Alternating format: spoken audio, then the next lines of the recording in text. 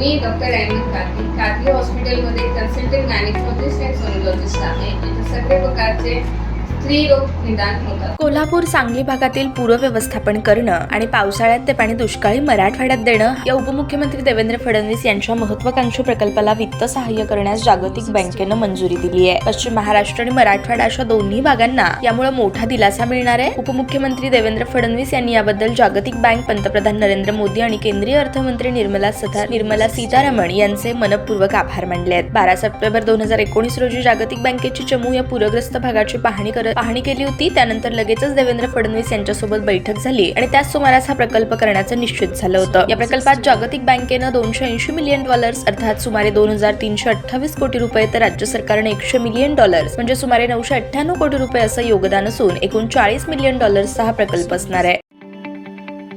ताज्या बातम्या पाहण्यासाठी प्राईम महाराष्ट्र न्यूज चॅनलला सबस्क्राईब करा.